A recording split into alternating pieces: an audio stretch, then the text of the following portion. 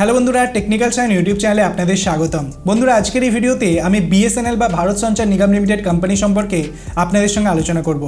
BSNL company ভারতের মধ্যে তাদের ব্রডব্যান্ড সার্ভিস প্রোভাইড করে। এখন এই ব্রডব্যান্ড সার্ভিস প্রোভাইড করতে বিএসএনএল কিন্তু গভর্নমেন্টের একটা প্রজেক্টের খুব সাহায্য নিচ্ছে, যেটা হচ্ছে ভারত নেট প্রজেক্ট, যেটা অলরেডি ভারতের 7 লক্ষ কিলোমিটারেরও বেশি অপটিক্যাল ফাইবার কিন্তু তারা পুরো ভারতের মধ্যে বিছিয়ে দিচ্ছে এবং স্টিল তারা কিন্তু সেটাকে এক্সপ্যান্ড করছে।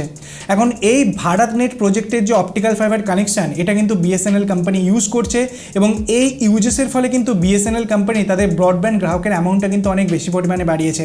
তো আজকের এই ভিডিওতে আমি বিএসএনএল কোম্পানি সম্পর্কে একটা অত্যন্ত গুরুত্বপূর্ণ আপডেট আপনাদের সঙ্গে শেয়ার করব। তো যদি আপনারা এই সম্পর্কে জানতে চান, অবশ্যই ভিডিওটাকে শেষ পর্যন্ত দেখবেন। আসুন ভিডিওটাকে শুরু করা যাক।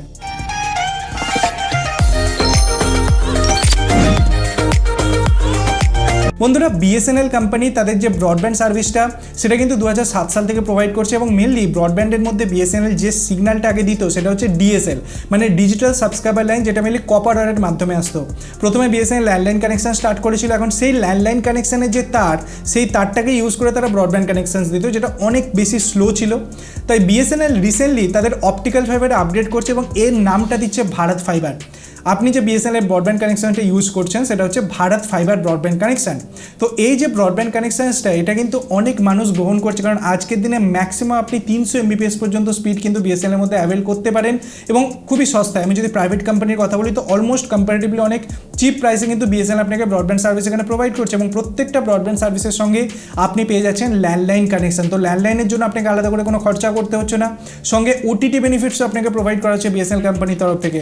তো এই কারণে বিএসএনএল কোম্পানির তরফ থেকে এটা কনফার্ম করা হয়েছে কি পুরো ভারতে এখনও পর্যন্ত বিএসএনএল কোম্পানি 38.93 লক্ষ, মানে 38,93,000 FTTH কানেকশনসকে কিন্তু তারা সার্ভিস প্রোভাইড করছে। হ্যাঁ বন্ধুরা, বিএসএনএল কিন্তু একটা র্যাপিড এক্সপানশন তাদের FTTH ফাইবার কানেকশন এখানে করছে।